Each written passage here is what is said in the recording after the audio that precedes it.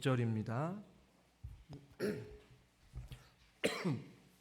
하나님 말씀은 열왕기상 18장 1절에서 2절까지인데요. 우리 합독해서 같이 읽겠습니다. 18장 1절에서 2절. 많은 날이 지나고 제3년에 여호와의 말씀이 엘리야에게 임하여 이르시되 너는 가서 아합에게 보이라. 내가 비를 지면에 내리리라. 엘리야가 아합에게 보이려고 가니 그때 사마리아에 기근이 심하였더라. 아멘. 옆에 있는 분들과 인사합시다. 환영합니다. 축복합니다. 예전에는 어렸을 때 살아가다 보면 참 단수가 잘 됐어요. 물이 나오지 않으면 큰 다라에다가 물을 잔뜩 담아놓고 아주 조금씩 아껴 썼던 시절이 있었습니다. 뭐 얼마 전에도 이 지역에 상하수도 공수를 하다가 수도가 터져가지고 한 이틀 정도, 한 하루 정도 물이 안 나오고 흙탕물이 나와서 그 짧은 시간이지만 굉장히 불편하게 저희들이 살았던 경험이 있죠. 그러니까 물은 그만큼 우리에게 굉장히 소중한 존재예요. 그런데 이 당시 우리가 본문에 읽었던 이 엘리야 시대에 비가 오랫동안 내리지 않았으니 얼마나 힘들었을 거란 말입니다. 오늘 본문에 보면 18장 1절에 많은 날이 지나고 제3년에 라고 말씀하고 있죠. 그러니까 많은 날이 지났어요. 3년이라는 시간 이상의 시간이 지났겠죠. 다른 신약성경에 보면 3년 6개월 동안 비가 내리지 않았다라고 말하고 있어요. 그러니까 3년 그 이상의 어떠한 시간 동안 이스라엘 백성들과 또 이방 이 나라 땅 가운데 사르밧 이 지역 가운데 비가 내리지 않았으니 물이 점점 마르기 시작했을 거란 말이에요.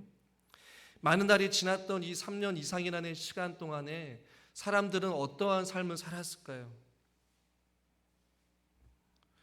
아마 굉장히 힘든 시간들을 아마 보냈을 거예요. 온 동네가 곳곳에서 이 고통의 신음소리와 울부짖음으로 아마 가득했을 겁니다. 마지막 아마 양식을 먹고 죽어가는 사람들이 부지기수였을 수도 있어요. 짐승들도 더 이상 견디지 못하고 퍽퍽 쓰러지면서 그냥 죽음을 맞이하게 됐을 거란 말입니다. 배고픔에 굶주린 아이들은 울음소리, 그리고 결국 쓰러지고 또 울음과 고통과 아픔과 어떤 절망의 소리들로 가득 찼을 거란 말입니다. 이 많은 날들의 이 시간들은 결코 좋은 시간들이 아니라 고통의 시간, 그들에게는 아픔의 시간, 환난의 시간들이었죠. 한번 조금 구분지어서 생각을 해보면 이스라엘 백성들은 여러분 어떠한 모습으로 살았을 것 같습니까? 엘리야가 아합 왕에게 가서 내가 너에게 허락하기 전까지 이 땅에 지면에 비를 내리지 않겠다라고 하고 선포하고 엘리야는 없어져 버렸어요. 그 상황 가운데 이스라엘 백성들은 3년 이상이라는 그 시간 동안에 기근이 들어서 비가 내리지 않았으니 어떠한 모습으로 살아갔을까? 한번 상상을 해보시길 바랍니다. 아마 여전히 이 바알과 아세라 신을 섬기면서 그들에게 비를 내려달라고 또 하나님께도 절을 하고 제사를 드리고 바알과 아세라 신에게 또 산당에 들어가서 제사를 드리면서 우상에게 절을 하면서 끊임없이 비를 내려달라고 아마 통곡했을지 모르겠어요. 혹은 이 돌같이 굳어버린 마음으로 인하여서 비가 내리지 않는 것을 가지고 여전히 깨닫지 못하고 그냥 굳은 마음을 가지고 어리석게 하루하루를 버티기식으로 네가 이기나 내가 이기나 한번 해보자, 한번 그냥 그런 마음을 가지고 살았을지도 모르겠어요. 이방인들은 어땠을까요? 이 자기들이 만든 헛된 우상 앞에 절을 하면서 바알신이여 비를 내려달라고, 그 비가 내리지 않는 그 상황 속에서도 여전히 헛된 우상들을 섬기면서 하루하루를 버텼을 거란 말입니다. 이 많은 날이 지났다라고 오늘 18장 1절에 분명히 말씀하고 있는데, 저는 이 많은 날이 지났던 이 날들이 이스라엘 백성과 그 다음에 이방인들 그리고 엘리야에게 결코 의미 없는 시간이 아니라, 결코 고통의 시간뿐만이 아니라 이들에게는 분명한 하나님의 뜻과 의도가 있다라는 것을 오늘 저는 여러분들과 함께 나누려고 합니다.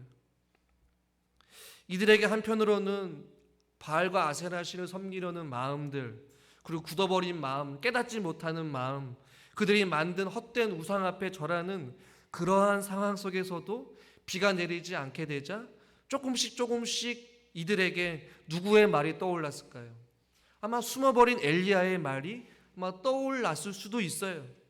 그리고 이스라엘 백성들은 조금씩 하나님에 대한 두려움이, 또 하나님에 대한 존재에 대해서 이방인들도 바알신이 아닌 하나님이 정말로 말이 참말인가? 왜 비가 내리지 않지? 에이 설마 조금 있으면 시간이 지나면 내릴 거야? 뭐 이러한 의심, 갈등, 어떤 혼란, 이런 복잡 미묘한 생각들로 그들은 아마 많은 날들을 보냈을 거란 말이에요. 그러나 저는 이 이스라엘 백성들과 이방인뿐만 아니라 오늘 엘리야에게는 이 시간들이 어떠한 의미였을까라는 생각을 해보게 됩니다. 18장 1절에 많은 날이 지나고 제3년의 여호와의 말씀이 엘리야에게 임하였다라고 말씀하고 있잖아요. 엘리야 역시 동일한 시대에 동일한 상황 가운데 처해 있을 거란 말입니다. 물이 동이 났을 것이고 어려움 속에 있었을 거예요. 엘리야에게 더 힘들었던 것은 무엇이냐면 숨어서 살아갈 수밖에 없었어요. 언제든 잡혀서 죽을 수도 있는 어떠한 불안함과 염려 속에서 이 사르밧 지역에서 과부의 다락방에서 하루하루를 살았을 거란 말입니다. 그러나 그 시간은 결코 엘리야에게 고통의 시간이 아니라 하나님에 대한 어떠한 확신, 그리고 그의 신앙과 어떠한 믿음이 더욱더 견고해지는 어떠한 성장의 시간이었음은 분명하다라는 것이죠. 조금 더 구체적으로 표현하면 엘리야가 내공을 쌓는 시간. 그래서 이것을 구약학자 우리 김정우 교수님께서는 엘리야가 이 많은 날이 지났다라고 할 때 이 많은 날 동안에 믿음의 단련의 기간이었다, 혹은 믿음의 훈련의 기간이었다라고 표현을 해요. 저는 그 말에 동의하고 싶어요. 앞으로 엘리야가 다가올 그 바알과 아세라 선지자들의 850명과 맞서 싸워서기 위해서는 이 시간들이 필요했단 말이에요. 다락방에서 하나님과 홀로 서서 기도하는 시간, 하나님과의 친밀한 교제의 시간, 하나님의 말씀을 듣는 시간, 인내하는 시간, 그 시간들을 통하여서 믿음이 단련되어지고 그 안에 믿음의 어떤 내공이 조금씩 쌓여지는 것이. 하나님께서는 하나님의 사람들을 사용하실 때에, 혹은 하나님의 일을 하실 때에 그냥 바로 사람을 선택하셔서 사용하시지 않고 그 사람들에게 어떠한 분명한 시기와 어떠한 훈련과 어떠한 과정들을 통하여서 그들을 연단하고 훈련시키는 사건들이 성경에 참 많이 나오고 있어요. 여러분, 요셉을 잘 아시지 않습니까? 요셉의 인생이 어땠습니까? 그 형들에게 쫓겨나서 애굽으로 팔리게 되었어요. 보디발의 집에 있었습니다. 그리고 억울하게 감옥에서 살았어요.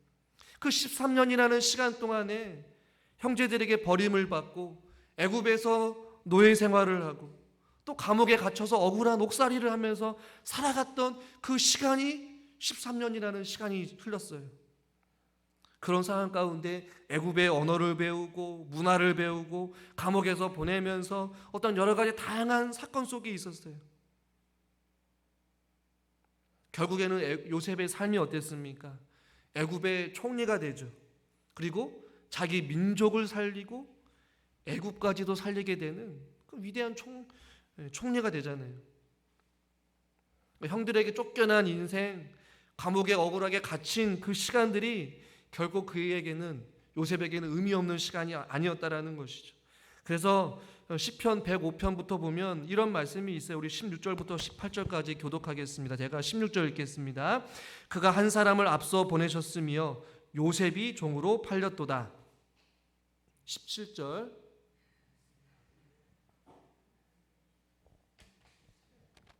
네. 17절 제가 읽어드리겠습니다. 그의 발은 차고를 차고 그의 몸은 쇠사슬에 매었으니 곧 여호와의 말씀이 응할 때까지라. 그의 말씀이 그를 단련하였도다 라고 말씀하고 있어요.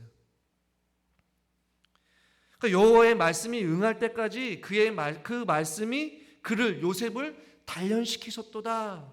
그러니까 때가 이를 때까지 그 요셉이 보디발의 집에서 노예 생활을 하고, 그다음에 감옥에 억울하게 갇혀 있는 그 시간, 그리고 바로 왕을 만나서 그가 애굽의 총리가 되기까지, 여호와의 말씀이 응할 때까지 그를 하나님께서 단련시키셨도다라고 말씀하고 있어요. 요셉뿐만 아니라 여러분 모세를 보십시오. 모세는 40년 동안 애굽의 왕자로서 살아가면서 이 최고의 학문의 교육을 받았어요.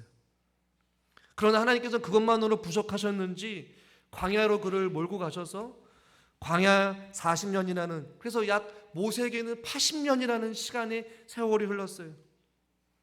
그런 시간 가운데 그의 자아가 깨지고 부드러워지는 과정을 통하여서 성경에서 모세를 지상에서 가장 온유한 사람, 겸손한 사람이라고 표현하였다라고 말씀하고 있잖아요. 출애굽하기 위해서 이스라엘 백성들을 이끌어가기 위한 그 리더자로 세우기 위해서 하나님께서 그에게 많은 날을 보내게 하셨는데 그 시간이 80년이라는 시간이라는 거예요. 여러분 놀랍지 않습니까? 다윗은 여러분 어떻습니까?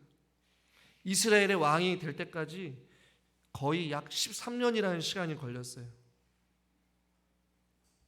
사울 왕에게 쭉 도망침을 당하게 되었고, 그의 아들 압살롬으로부터 죽음의 위협을 당하여서 이굴저굴 돌아다니고 들판과 들에서 잠을 자면서 끊임없는 사방의 그 적들로부터 도망치는 인생이 되었지만, 13년이라는 시간이 지났을 때 결국엔 그가 왕이 되었고, 수많은 시편들을 기록하면서 하나님을 찬양하는 그 아름다운 인생, 그 찬양이 지금도 저와 여러분들에게 여전히 은혜가 되지 않습니까? 욥을 한번 보시면 여러분 잘 아시잖아요. 온유하고 정직하였고 하나님을 경외하고 악에서 떠난 아주 신실한 사람이었는데, 이 사단의 시험으로 인해 이 이유도 모르는 말할 수 없는 고통의 시간들을 보내잖아요. 그러나 욥이 했던 고백 여러분 잘 아시죠? 욥기 23장 10절 말씀 같이 한번 읽어보겠습니다. 그러나 내가 가는 길을 그가 아시나니 그가 나를 단련하신 후에는 내가 순금같이 되어 나오리라. 아멘. 그가 내 가는 길을 아시나니 그가 나를 단련하신 후에는, 그러니까 이유도 모른 채 영문도 모른 채 갑작스러운 재산을 다 탕진하고 자녀들이 다 죽고 자기 몸에 온몸에 욕창이 나서 고통스러움이 있었지만, 결국에는 그가 나를 단련하신 후에는 내가 순금과 같이 나오겠다라는 고백을 하게 된 것이죠.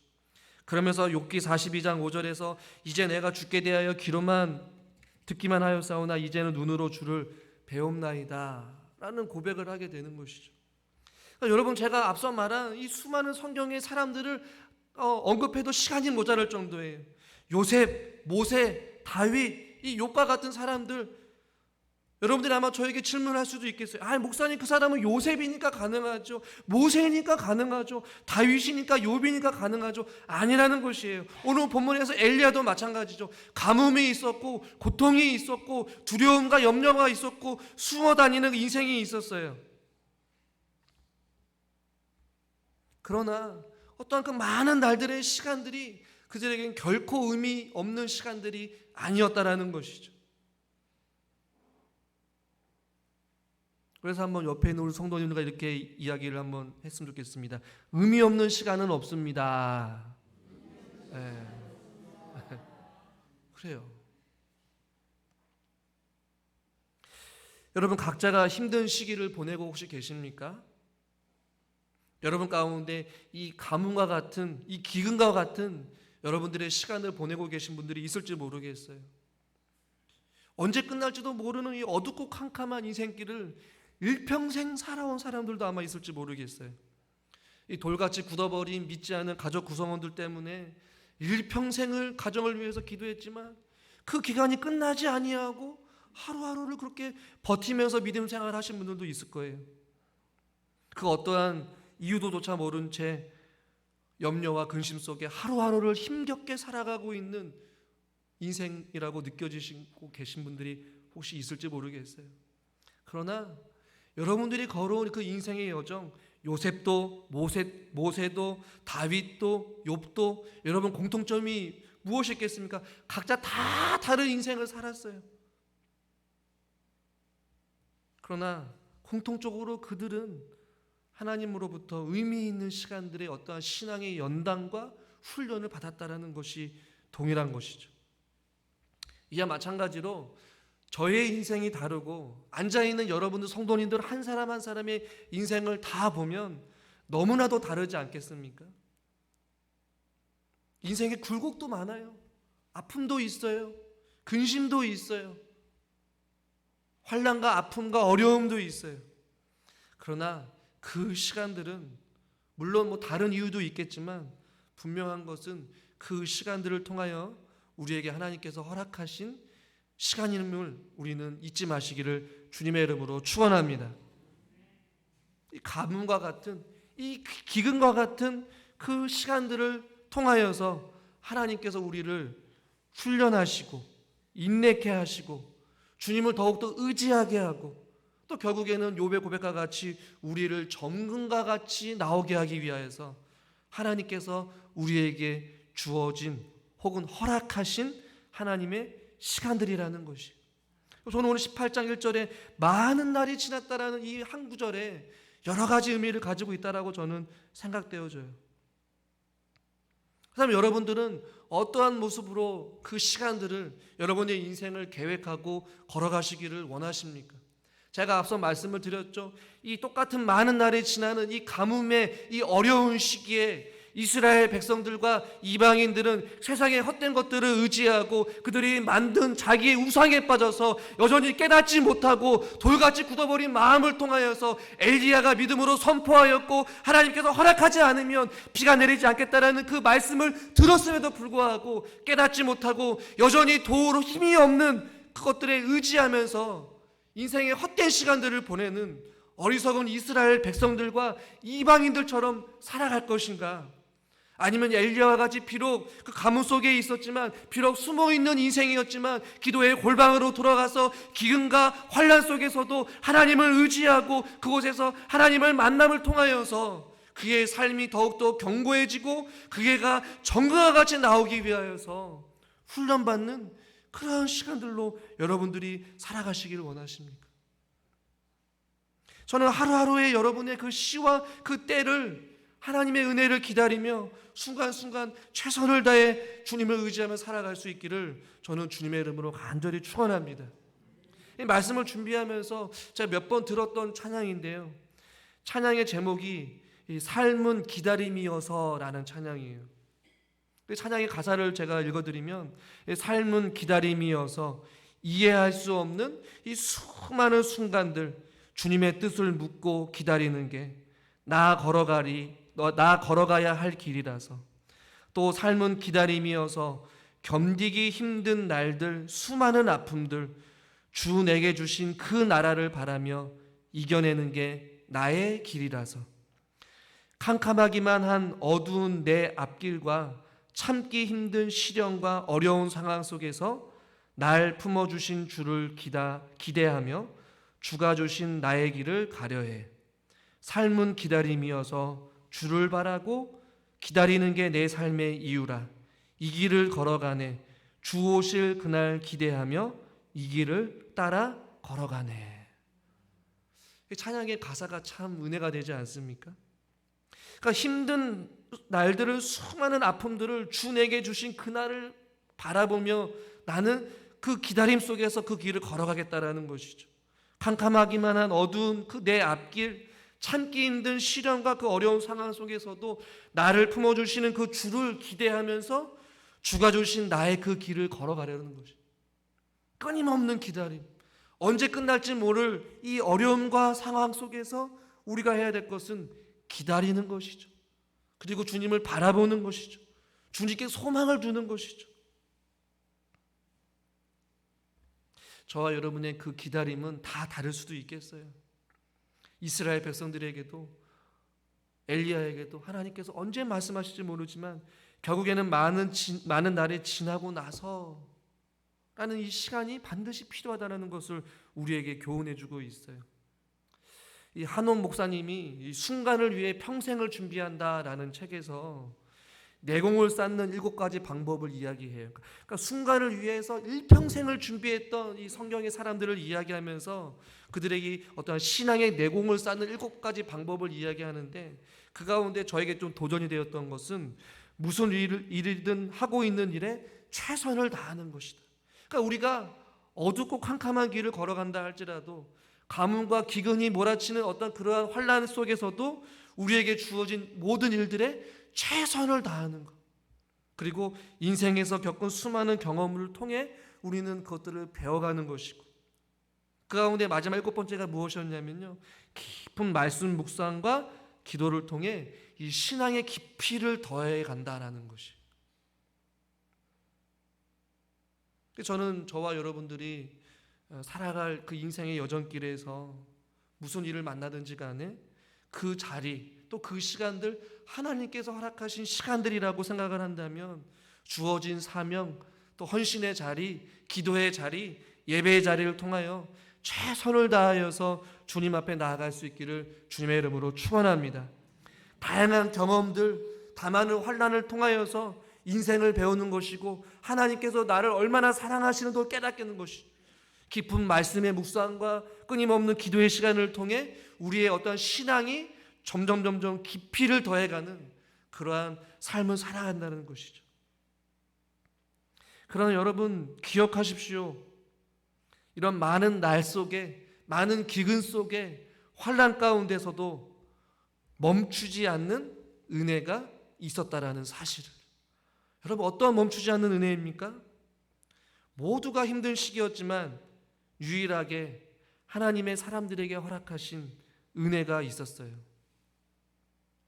엘리야와 사르밧 과부의 가정에 멈추지 않았던 하나님의 은혜가 있었다라는 것이죠. 통에 가루가 떨어지지 아니하고, 할렐루야, 병에 기름이 없어지지 아니하였더라. 굶어 죽지 않았다라는 것이죠. 주변에서 픽픽 쓰러지고 먹을 것이 없어서 고통스러운 가운데 있었지만, 엘리야와 함께했던 하나님의 사람이었던 엘리야가 함께했던, 머물었던 그곳에는 하나님의 은혜가 멈추지 않았어요. 뭡니까? 저들의 인생을 하나님이 붙잡아 주시고 책임져 주셨다라는 것이. 여러분, 이스라엘 백성들을 보시면 잘 아시잖아요. 출애굽하여서 광야의 길을 걸어갈 때, 애굽의 노예 생활을 하다가 갑작스럽게 출애굽하여서 나아갔을 때에 그들이 많은 것들을 짊어지고 오지 않았겠습니까? 먹을 것을 가지고, 입을 것을 가지고. 그러나 시간이 흐르면 흐를수록 광야에서 먹을 것이 떨어지게 되었어요. 배가 고팠어요. 물이 말랐어요. 날이 추웠어요. 옷이 낡아졌어요. 그러나 하나님께서 이스라엘 백성들의 그들의 어떤 광야의 한복판에서도, 기근과 가난 속에서도, 어려운 속에서도 하나님께서 그들을 어떻게 인도하셨습니까? 하늘의 만나를 내리셨어요. 그 만나는 광야에서 하나님께서 허락하신 가나안 땅에 들어갈 때까지 그 만나는 멈추지 않았다라는 것이에요. 그러니까 멈추지 않은 하나님의 은혜가 하나님의 사람들에게 있었다라는 것이죠. 추울 때는 하나님께서, 더울 때는 하나님께서 구름 기둥으로 그들을 덮어주시고 보호해 주셨어요. 배고플 때는 만나와 메추라기도 먹이시고, 목이 마를 때는 또 바위에 샘을 터서 물을 먹여주셨어요. 끊임없는 하나님의 은혜, 멈추지 않는 하나님의 은혜가 이스라엘 백성들에게 임했다라는 것이죠. 하물며 저와 여러분들에게도 비록 우리의 인생이 공고하고 아프고 또한 감과 같은 그런 인생길을 걸어간다 할지라도 여전히 저와 여러분의 삶 가운데 무엇이 있다라는 것이에요? 하나님의 멈추지 않는 은혜가 있다라는 사실을 여러분 믿으시길 소망합니다. 하나님의 자기 백성, 하나님께서 책임져 주신다라는 것이죠.